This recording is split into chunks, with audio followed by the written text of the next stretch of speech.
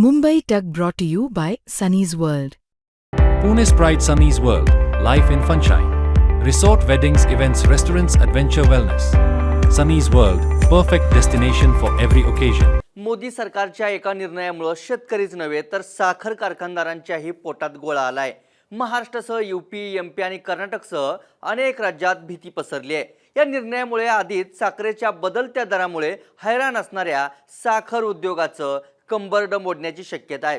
पण मोदी सरकारने असा कोणता निर्णय घेतलाय, महाराष्ट्रातील साखर उद्योगाला आणि शेतकऱ्यांना याचा कितपत फटका बसू शकतो? आधीच कारखानदारांनी तोट्यात असल्याचं सांगत एफआरपी देण्यास टाळाटाळ करतायत। आता यावर पुढे काय होऊ शकतं? सरकारनं सांगितलेलं कारण खरंच योग्य आहे का? जर शेतकरी आणि साखर कारखानदारांचं नुकसान झालं तर सरकार तोटा भरून काढण्यासाठी काय करेल? या सगळ्या प्रश्नांची उत्तरे शोधण्याचा प्रयत्न आपण या व्हिडिओतून करणार आहोत। नमस्कार, मी लखन आदाटे आणि तुम्ही पाहताय मुंबई तक। पंतप्रधान मोदींनी सोनं खरेदी आणि रासायनिक खतांबाबतचं केलेलं आवाहन आपण सगळ्यांनीच पाहिलं असेल। पण आता घेतलेल्या एका नव्या निर्णयानं फक्त महाराष्ट्रच नव्हे तर देशभरात परिणाम होण्याची शक्यता आहे। केंद्र सरकारने 30 सप्टेंबरपर्यंत साखरेच्या निर्यातीवर बंदी घातली आहे। 30 सप्टेंबर 2026 पर्यंत कोणत्याही साखर कारखानदाराला परदेशात साखर पाठवता येणार नाही। या निर्णयामुळे ग्रामीण भागात भीतीचं वातावरण पसरू शकतं। पण सरकारने साखर निर्यातीवर बंदी घालण्याचा धाडसी निर्णय का घेतलाय त्याची काही प्रमुख कारणं जाणून घेऊयात।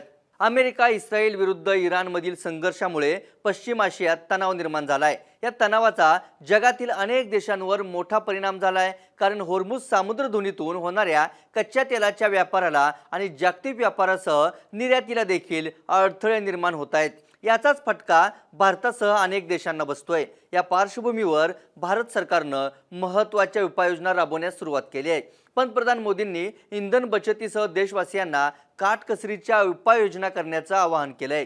केंद्र सरकारने सोनं आणि चांदीवरील आयात शुल्कात 25% वाढ करण्याचा निर्णय घेतलाय। त्यानंतर आज केंद्र सरकारनं साखर निर्यातीबाबत 30 सप्टेंबरपर्यंत बंदी घालण्याचा निर्णय घेतला। देशांतर्गत बाजारपेठेत साखरेच्या किमती नियंत्रणात ठेवण्यासाठी केंद्र सरकारनं हे मोठं पाऊल उचलल्याचं बोललं जात आहे।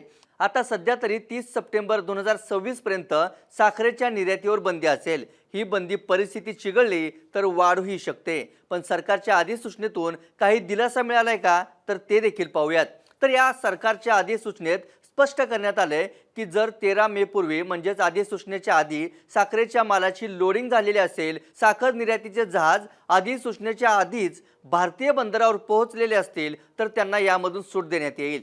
याबरोबरच काही विशिष्ट आंतरराष्ट्रीय करारांना सुद्धा या बंदमधून वगळण्यात आले।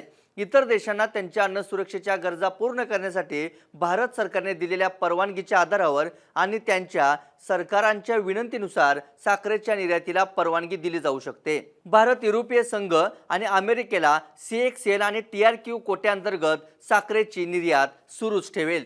यासाठी जी प्रक्रिया आधी निश्चित केली असेल त्यानुसार शिपमेंट पाठवले जातील। या व्यतिरिक्त AAS अंतर्गत होणाऱ्या शिपमेंटवरही ही बंदी लागू होणार नाही।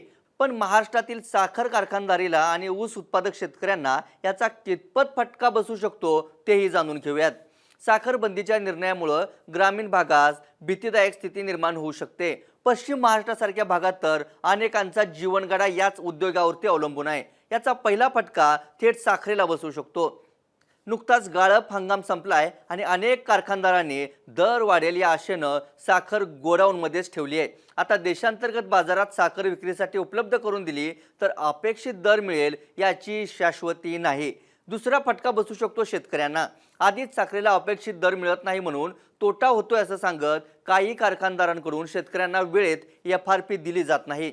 आता जर साखर कारखानदारांना परवडणारा दर मिळाला नाही तर किती दिवस साखर गोडाऊनमध्ये ठेवायची हा प्रश्न असेल आणि त्यासोबतच साखर विक्री झाल्याशिवाय शेतकऱ्यांना FRPचे पैसे कसे द्यायचे हा सुद्धा साखर कारखानदारांसमोर यक्ष प्रश्न असेल। त्यामुळे FRPचा प्रश्न आगामी काळात चिघळू शकतो। तिसरा मुद्दा आहे पुढच्या वर्षीच्या हंगामाचा। गेल्या 4 वर्षात MSP न वाढल्याचा मुद्दा कायम चर्चेत राहिलाय। त्यातच आता या निर्णयाचा साखर कारखान्यांना थेट फटका बसू शकतो। अनेक कारखाने पुढच्या वर्षी गाळपास तयार होतील की नाही अशी स्थिती निर्माण होऊ शकते। त्यानंतरही साखर कारखाने तयार झाले तर FRP न मिळाल्याने शेतकरी त्या कारखान्याकडे पाठ फिरवल्यास पुढच्या 2 वर्षातच साखर उद्योगात गंभीर परिस्थिती उद्भवू शकते. चौथा मुद्दा आहे ऊस क्षेत्र घटण्याची भीती. ऑक्टोबर ते सप्टेंबर या कालावधीत 2025-26च्या हंगामात भारतात जवळपास 275 लाख टन साखरेचं उत्पादन अपेक्षित होतं. यामध्ये सुरुवातीच्या साठ्यातील 50 लाख टनांची भर घातल्यास एकूण पुरवठा जवळपास 325 लाख टनांपर्यंत पोहोचतो. मात्र देशांतर्गत मागणी जवळपास 280 लाख टनांपर्यंत पोहोचण्याची शक्यता आहे. त्यामुळे हंगाम अखेरीस साठा फक्त 45 लाख टन शिल्लक राहण्याची शक्यता आहे. यातच केंद्र सरकारला पुढील हंगामाची देखील चिंता आहे, कारण 2026-27च्या हंगामात उत्पादन घटण्याची शक्यता आहे. यामागचं कारण म्हणजे पाऊस कमी पडण्याची शक्यता आहे. त्यामुळेच साखर कारखान्यांना दुहेरी फटका बसू शकतो. यंदाही अनेक साखर कारखान्यांना गाळप हंगाम आटोपता घ्यावा लागला. यावरूनच तुम्हाला पुढच्या हंगामाचा अंदाज येईल. हे असे अनेक अडचणीचे मुद्दे आहेत. म्हणूनच स्वाभिमानी शेतकरी संघटनेचे अध्यक्ष राजू शेट्टी आणि किसान सभेचे नेते अजित नवलेंनी सरकारचा निर्णय मूर्खपणाचा आहे, साखर उद्योगाला खड्ड्यात घालणार आहे असं सांगत साखर निर्यात बंदीला थेट विरोध दर्शवलाय. एकूणच साखर उद्योगाची आणि ऊस उत्पादक शेतकऱ्याची अवस्था अशी झालेली आहे की आई जीव घालीना आणि बाप भीक मागून देईना. एकतर गेल्या 4 वर्षामध्ये केंद्र सरकारनं साखरेची एमएसपी वाढवलेली नाही आहे